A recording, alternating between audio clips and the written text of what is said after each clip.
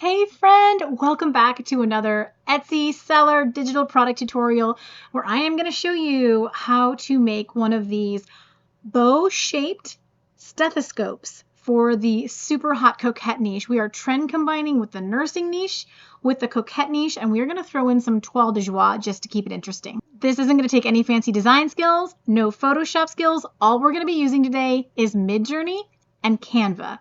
We're keeping it real simple. And if you love Canva tutorials, stick around till the end because I'm going to teach you how to make your text pop. Have you ever had something that looked like this when your white font or your black font was against a background and it really didn't pop enough? I'm going to show you how one little small trick in Canva can make it look like this. Pretty cool, huh? Stick with me, I'll show you at the end. So for now, first things first, we're going to go over to Midjourney and we are going to create our elements. Let's go. I personally like to use Midjourney in Discord for just the variability, to be able to keep things private on my own private server. And these are some fun designs that my 10-year-old daughter was working on because she loves to play around with it too. So we're going to go ahead and start prompting for our bow first.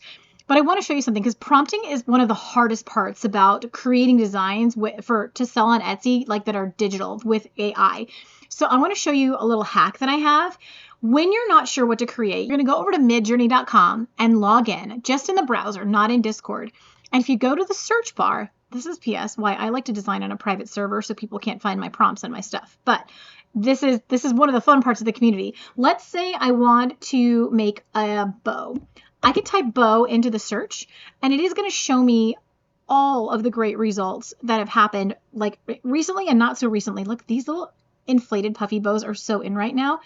And so, like, let's say I could even get more specific. What if I did let's just try it and see, toile de joie bow. Oh, yeah. Oh, my gosh. Look at how great this one is. This is so on point.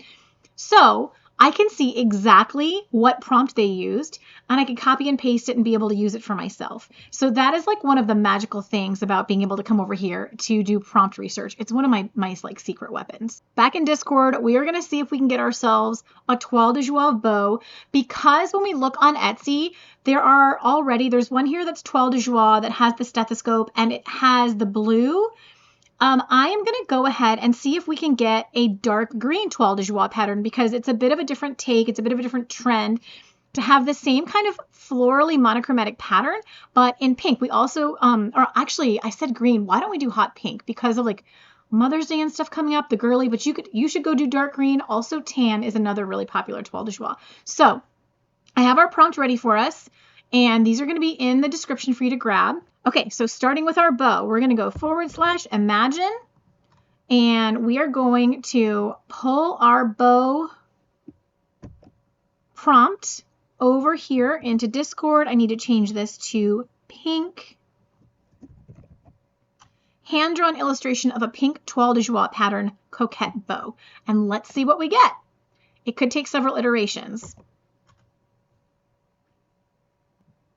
These are okay, but I kind of want a little nicer of a design. So I'm going to run it again. Submit.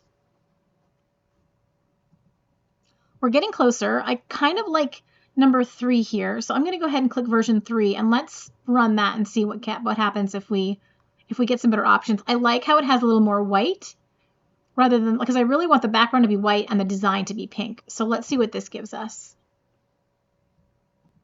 Okay, let's pop these up. So I do like this bow, but the knot is very small. This one could really work. It's not spectacular, but it's pretty good. Let's run it one more time, but I actually think that could be doable if we don't get something better quickly. You know, when you're doing this on your own, you've got all the time in the world. I'm trying not to bore you forever on this video, so I'd probably keep running it, but I don't hate that one. In fact, ooh. Okay, I really kind of like this one. The pattern's a little weak on the ribbon. Oh, but we're taking the ribbons off. It doesn't matter. Yay. Okay, so the first thing I'm going to do is I'm going to upscale this. I'm going to click U1 because it's 1, 2, 3, 4. So the U is for upscale 1, or version 1 is if you're going to edit it. So if I clicked version 1, it would pop it up and I could tell the prompt more on what to do for that. For the version that I'm talking about, it would be the version 1. So again, 1, top left, 2 top right, 3 bottom left, 4 bottom right. Okay, and now I actually want to make this a higher quality. So I am going to do a little workaround. I'm going to click Vary Region, and I need to put it into a different version to get it to upscale again as the same image. It's kind of a little workaround. So we're doing Vary Region.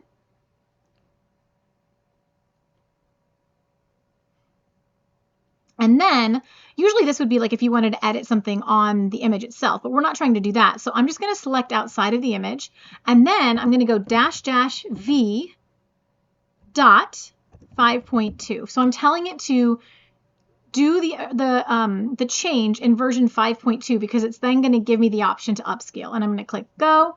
Whoops, it gave me an error because I shouldn't have this extra period here. Now go.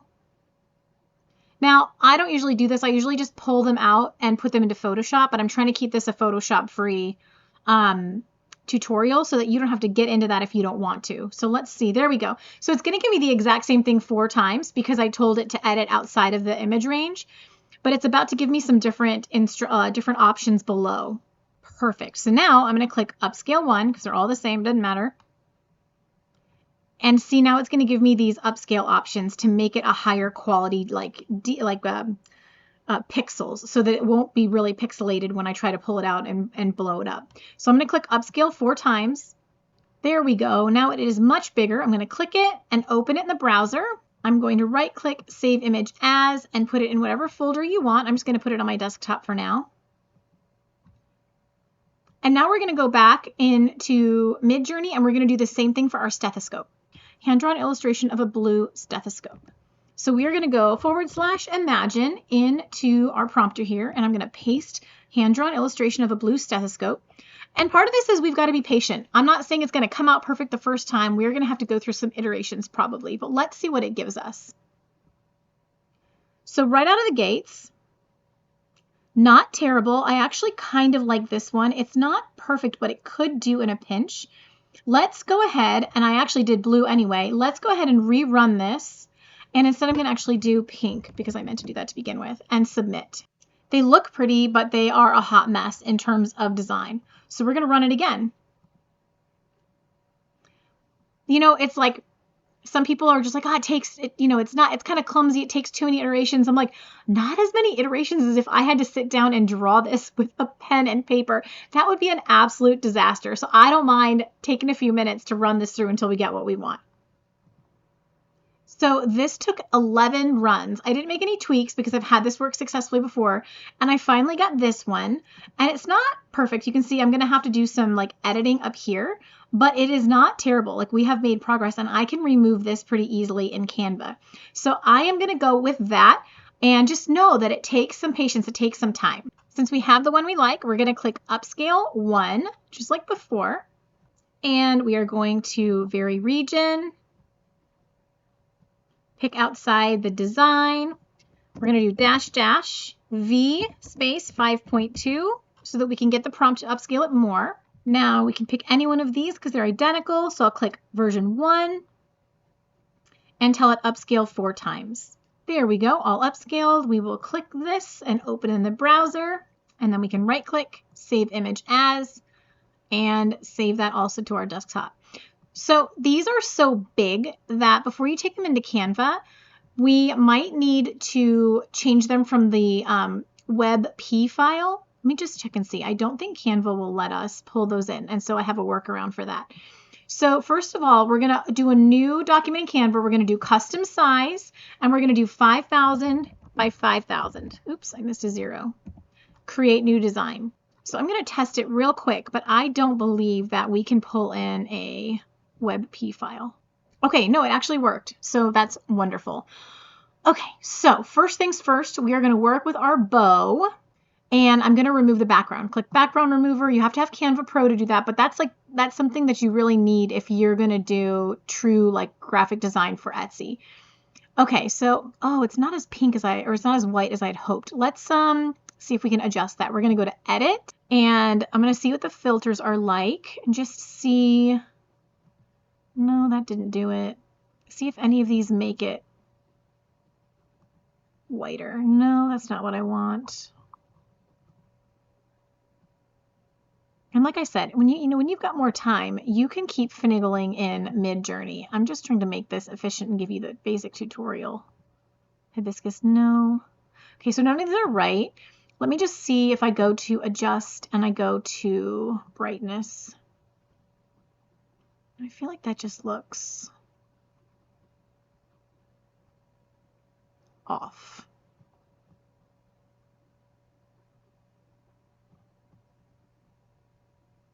Okay, no worries. It still works. For our purposes, it works just fine.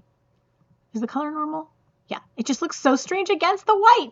Okay, so first things first, we need to get rid of the ribbons, right? Because the stethoscope is going to become our ribbon. So we are going to we're going to click on the file, we're going to go to edit, and we're going to go to magic eraser. And this is a great size. I'm going to zoom in for the detail, and I'm going to carry this along this edge, carefully getting rid of the ribbon against the bow.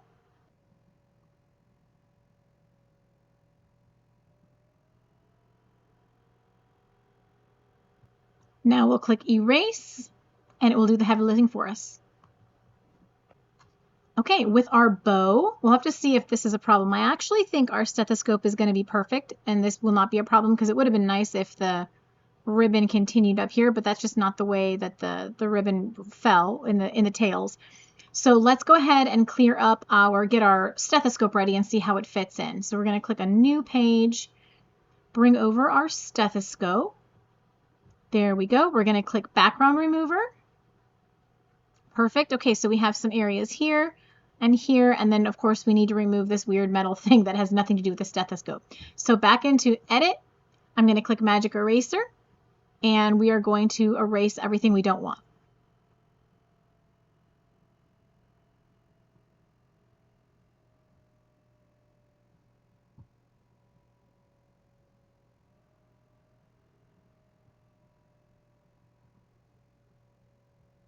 Everything selected, we'll hit erase, and there is our stethoscope.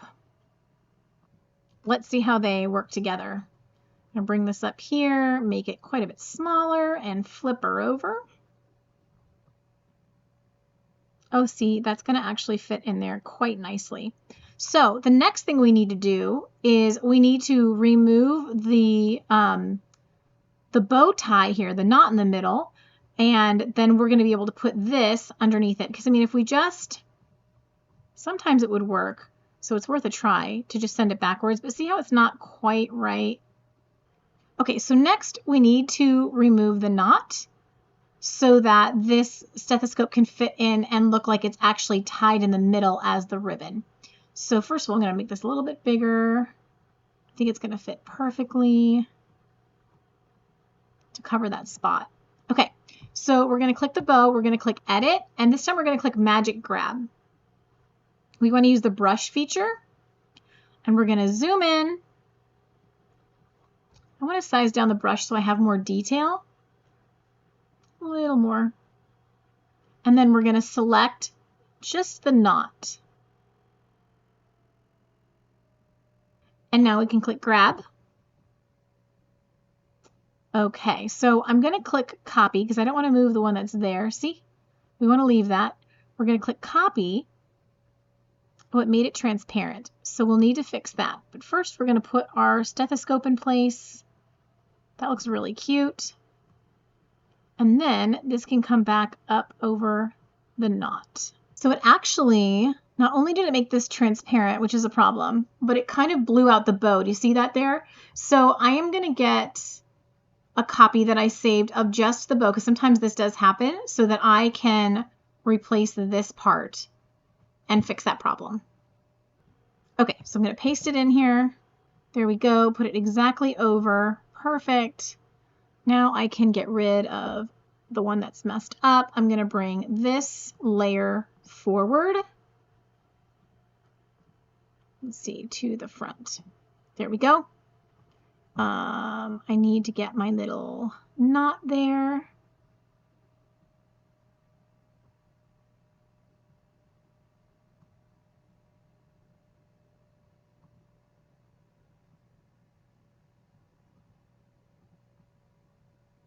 Okay, so the only issue we have is that this is showing up as transparent. But if we grab a square and we make it that same peachy color, we actually want to match it directly to the bow. So I'm going to go to the color picker. There we go. And then we don't need it to be very big. We just need it to fit in here. And now I can pull it behind that and there's no problem. Okay, so do you see how that worked? The stethoscope is right here. It looks like it's tied into the bow. You could certainly like get really particular and you could try to clean that up with the magic eraser if you wanted to get like really in there, but it looks kind of just like fabric, and that is just what we were going for. Another thing you can do if you want to get like, because obviously we would prefer if the stethoscope matches the bow, so we can go into edit here and we can look at the filters and see, oh, that's actually a little better.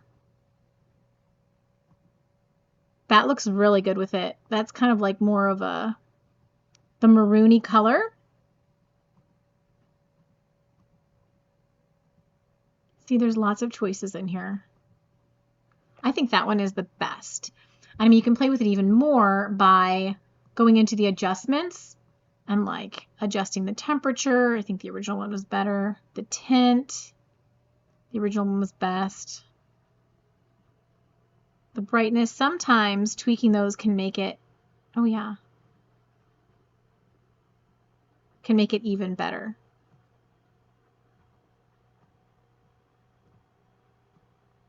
But that is not too far off.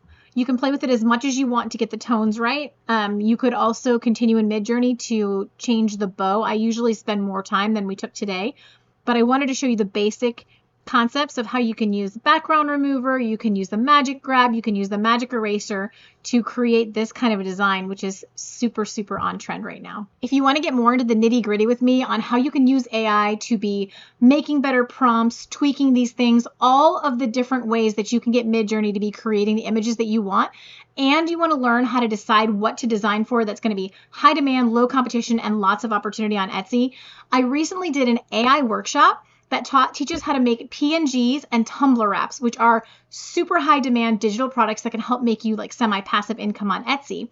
And upcoming, I have a coloring page workshop, and they're both available through the link that is going to be down in the description if you want to do that. And there's a code SAVE50 if you want to knock $50 off of that workshop price. But now let's go back into Canva, because I promised you that I would show you how to take this image where you can barely see the white text and make it like this, where the text really pops without changing the picture. Okay, so sometimes we have a graphic and we really want to put white text on it, and it's just like not the vibe to put a black outline on it. Drop shadow, it's a little bit out of date. And so instead we want to use this special Canva hack to make this lettering pop, even though it's white on a really light background. So the trick is you're going to go to elements and you're going to pick a square, and you're going to pull it across and down like so, stretching it up. And then you're going to come to the color, and instead of the color, you're going to choose gradient. And this is going to allow you to change where the color is, which direction the color is going and how intense it is. So the first color here, you're actually going to make it transparent. You're going to move this transparency all the way over. And on the second color, you can do black.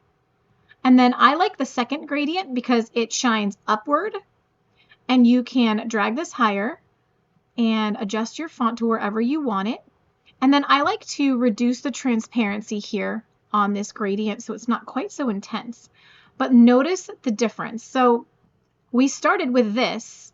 It doesn't pop at all. It looks a little flat, and we ended up with this. That gradient feature is going to help you so much. Thank you so much for hanging out with me. I hope this tutorial was really interesting. If you're really excited about digital products and selling PNGs and other designs like today's stethoscope bow on Etsy, then I would love to see you in the AI workshop. You can always join me for free on the How to Sell Your Stuff on Etsy podcast. It drops every Thursday, and there are other tutorials and fun things waiting for you right here on the channel. But this was super fun, and I enjoyed every second of it. I hope you learned something. I'll see you next time.